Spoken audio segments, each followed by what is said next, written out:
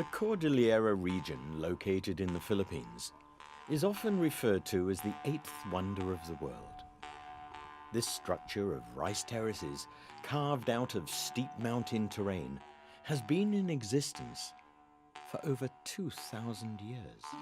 No data exists on the land area covered by these rice terraces, but it has often been said that if placed end to end, they would encircle half the globe. The terrace ponds were made by leveling the mountain and then constructing a mud wall which was reinforced with rocks and clay. An irrigation system was also put in place to feed the terraces with water, which is essential for rice cultivation. Its beauty and ingenuity has enthralled anthropologists, explorers, tourists, and Filipinos from other regions. The government here has declared it a national landmark, while UNESCO placed several terraces here on the World Heritage List in 1995 in recognition of its outstanding universal value. But for all the admiration of these terraces, it did not prevent many of them from falling into disrepair. In the year 2000, it was estimated that 30% of the terraces in the region had been left to be reclaimed by the wild. The rice fields had been upstaged by a monetized economy. Formerly, these fields had mainly been for feeding the family, and there was no money to be made from its produce and no market developed for this rice. But in recent decades, the locals started to find that farming wasn't enough. They found themselves cash-strapped to pay for things like education, healthcare, and consumer goods. Houses made of straw were increasingly being replaced by those constructed with metal sheets, and the sheets cost money. In the days of their grandparents, wealth was measured by the number of rice fields one owned. Now, wealth was measured by cash. So many left for the cities in search of better fortunes.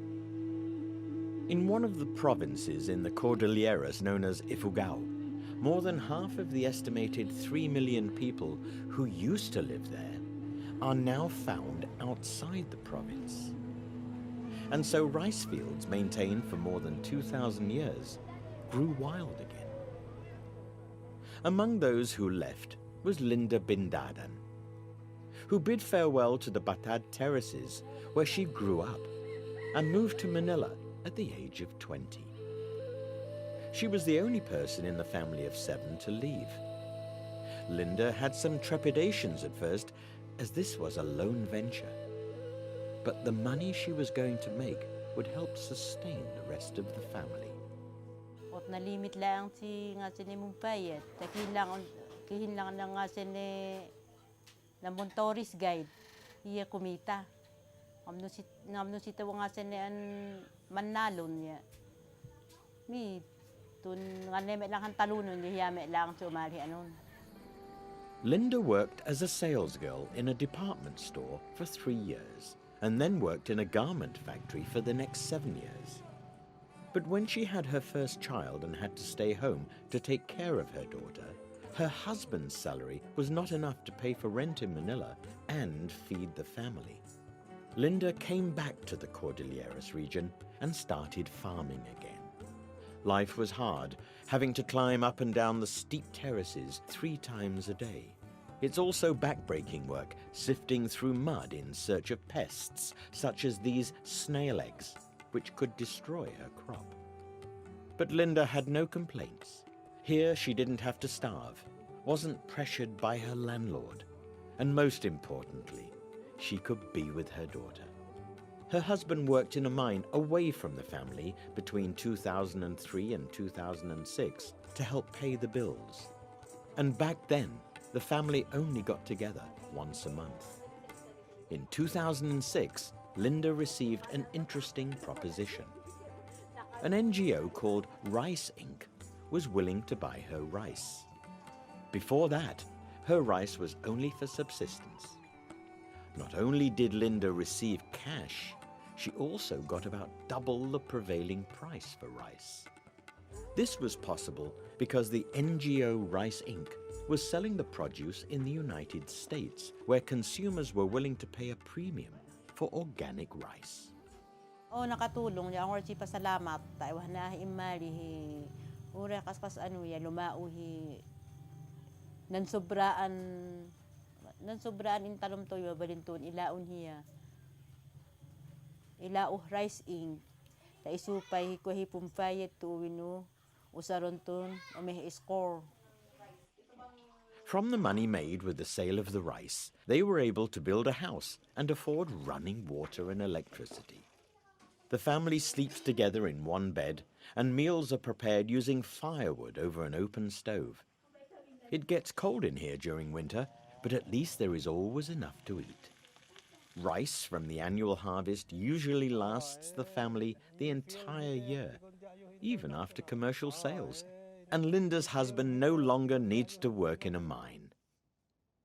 Just upstairs, Linda has constructed a provision shop, initially selling only drinks, but now it stocks candy, biscuits, household products, and soft drinks. And it has become somewhat of a neighborhood hangout. Masaya ako ngayong magsasaka kaysa noong sales lady ako. Kaya hindi ko nababalikan yung pagsi-sales lady dahil mas kontento pa ako ngayong magsasaka with my family. Tapos doon na namin nakukuha lahat ng aming mga pambili, panggamit, panggastos sa bahay at gamit sa school at saka itong konting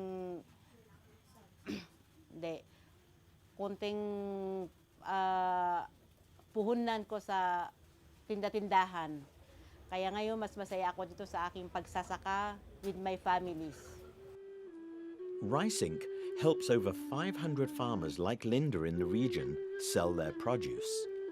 Their efforts not only help to lift rural poverty, but it preserves the heritage and environment of the Cordilleras region.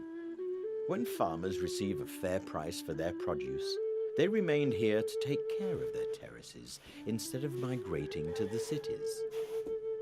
Helping farmers access overseas markets sounds like a simple solution, but it is actually no easy feat. The region, with its undulating terrain, has limited roads, making transportation a challenge. It is not uncommon to hike for hours, sometimes even days in some of the more remote areas to access the market. There is also a severe lack of educated professionals here who understand the workings of the international market economy. Vicky Garcia, the co-founder of Rice Inc., is herself from the capital city, Manila. She used to work in refugee camps, and though she is well versed in developmental work, helping farmers in inaccessible terrains was not part of her plans. After completing her master's degree in the United States, she was helping her classmate look for locals from the region to run Rice Inc., but they couldn't find anyone to rise to the challenge. During the time that we were conducting our feasibility study, we have not identified anyone interested. There were many organizations, and I do not want to name names of these organizations, but we offered it to them. But they seem to be that this is an impossible impossible dream, or it is an impossible activity, because number one, this is a subsistence farming. No one would have that volume. No one would be able to sell it to us. All of the impossibilities were narrated to us. But Vicky didn't give up. She took the plan to the farmers and got an enthusiastic response. And since no local professionals wanted the job, the 50-year-old rolled up her sleeves and did it herself. At this point in time, anyone who would like to be nearing their retirement age, all you want to do is to make your life a little less miserable or a little less difficult. But the more I go to my senior years, the more difficult it requires of me to do this job. I'm physically challenged by this job. This terrain in the Cordillera would require me to go down uphill and downhill and go through the far-flung villages, go where the farmers are. I have to hike for hours, and this is physically giving me difficulty. I have polio since my toddler years, and I never thought that I will be going this way. And now, that is the challenge. It hurts me after I hike and go to the villages, but I I sort of like past that the stage of being in pain when I look at the farmers and how much impact it is that I'm able to do with them when I'm talking to them. Like I see their faces light whenever I'm showing them that there's an opportunity for you to see the vision, and when they catch the vision, it feels like, oh, I think it's worth it anyway for the sacrifices that I am doing. But on my own, I am really in pain each time I go, every 2 weeks, every month, on a regular basis for the last 5 years, doing this and trying to organize the farmers at the grassroots level. Polio survivors often suffer muscle and tendon pain and acute overstresses in their joints. It is no different for Vicky, who has to grit her teeth as she climbs up and down to meet with the farmers. She is slated to undergo hip replacement surgery soon because of her work here.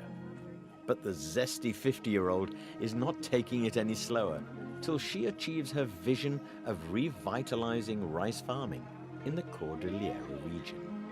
The farmers here have symbolically adopted her as a daughter of the soil. And now more than ever, Vicky is bonded to the preservation of this rich heritage of rice farming.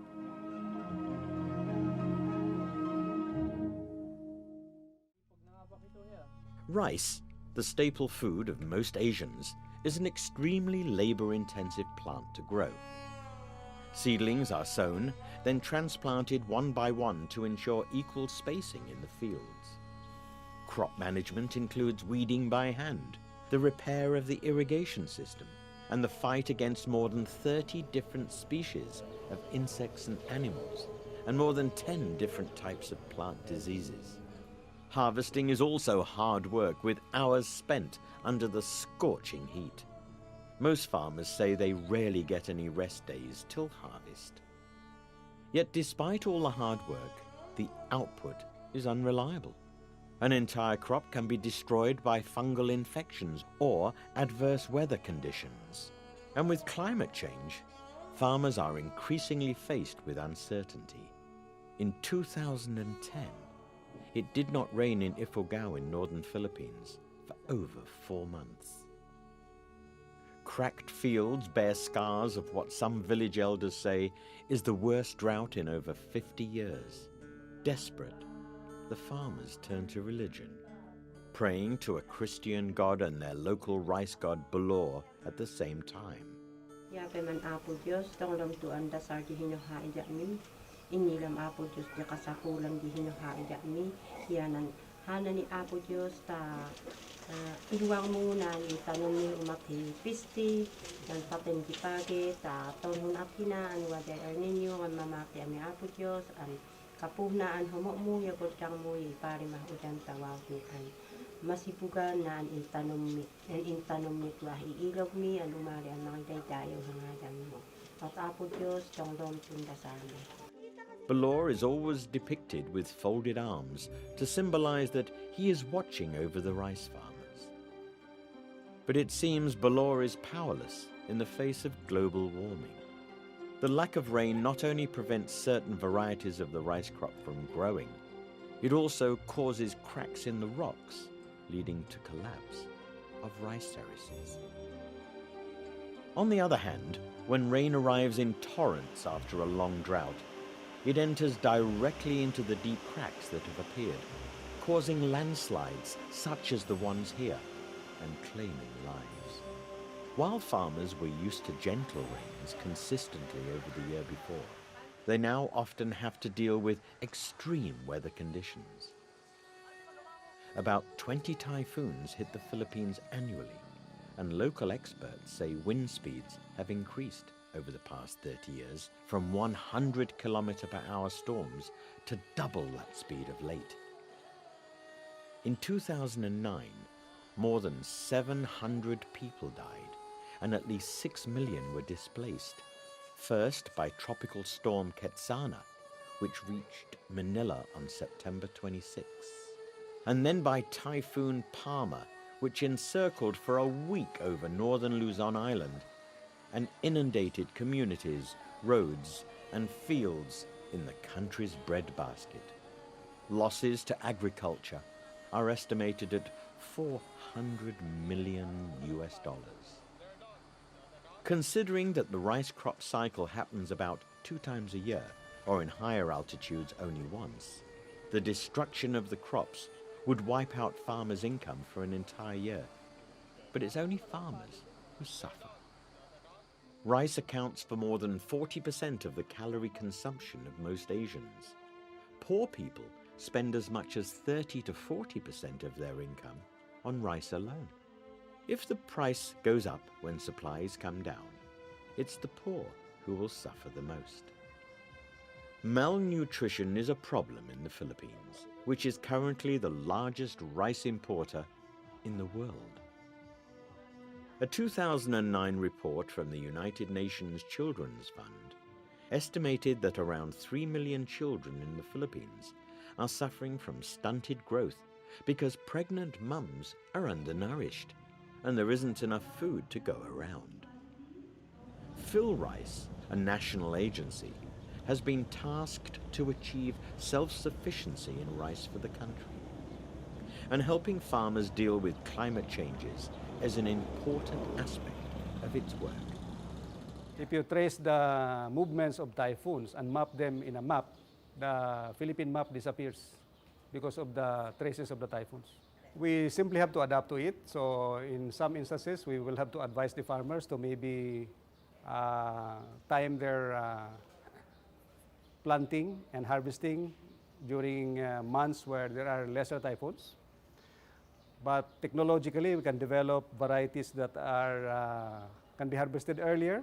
So maybe 100 days, 90 days, so that they can avoid the drought situation at the end of the planting season. PhilRice has also developed local rice varieties that are flood resistant. Rice crops usually die after being fully submerged in water for more than 2 days. But international scientists have managed to identify a rice species in India which can withstand submergence. Scientists at the International Rice Research Institute have mapped the molecular markers of this variety. And PhilRice scientists then crossed these markers with local varieties through a process of introgression. With introgression, genes of the submergence-resistant rice species is incorporated into the gene pool of Filipino native species of rice. The result is flood-resistant rice, which suits the local growth environment. The costs of such seeds are similar to other certified seeds in the market, as the research is state-subsidized. PhilRice is also studying a drought-resistant variety, but it says the genetic markers of such varieties are more complex. Besides laboratory work, PhilRice also sends its officers to the fields to help farmers learn other forms of technology. Through the analysis of leaf color, for example, farmers like Robin Echenique know when exactly to apply fertilizers. In the past, farmers apply fertilizers at fixed intervals, but research demonstrates that the crop can lose up to 50% of the fertilizer applied due to improper time of application. The color of the leaves will demonstrate the plant's nitrogen need, and this simple technology increases yield and saves farmers money in fertilizer purchase. During the Green Revolution, a common fertilizer was also used in many farms. But scientists have found that soils differ greatly, and fertilizers should be more targeted to reduce fertilizer waste. So PhilRice has developed a simple soil testing kit, which costs about $6. Farmers mix their soils and put in 7 different pots with different fertilizer formulations. Seedlings are transplanted, and 45 days later, the pot with the least growth would demonstrate what nutrient the soil is deficient in. In this case, the soil is short of sulfur and nitrogen. So instead of buying the standard fertilizer mix, Robin can cut costs and buy just the fertilizers he needs. Through these kinds of technologies, among others, Robin has managed to increase his yield substantially. In 2008, he harvested 8,900 kilograms of rice.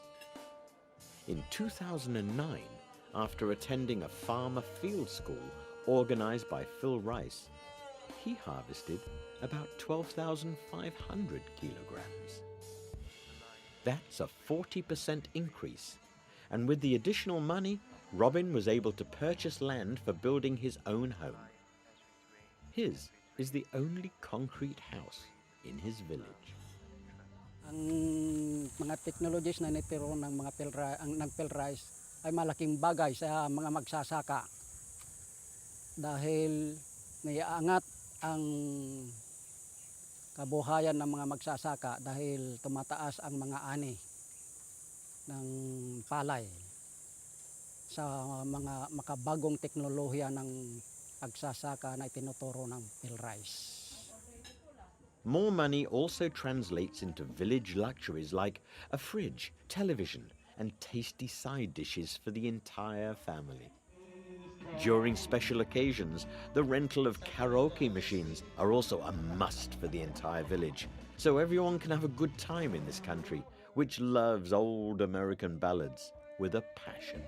As you love me from the start, with every beat of your heart. The success of farmers like Robin has implications beyond his own village. Many farmers complain of being caught in a poverty trap. With their small farm size, they are only able to feed their own families with little surplus for sale. But simple and cost-effective technology, such as better seeds and proper fertilization, is now allowing farmers to increase their yields.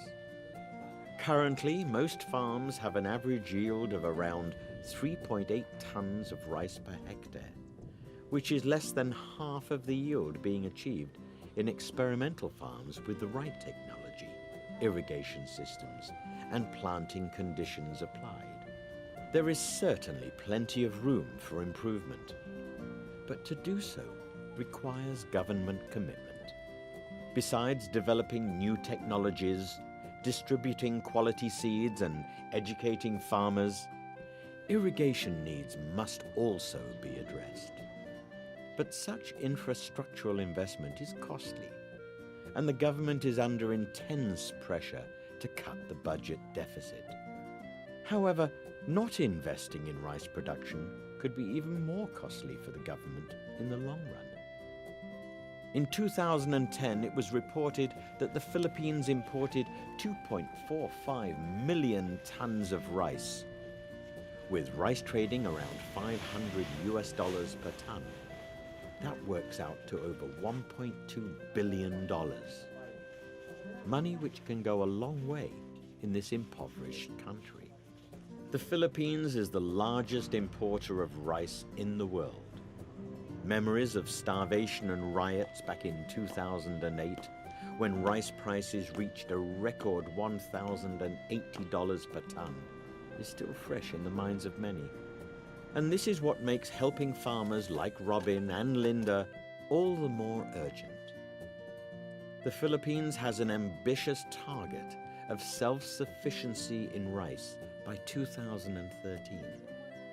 And it will need many more success stories of farmers to make that target a reality.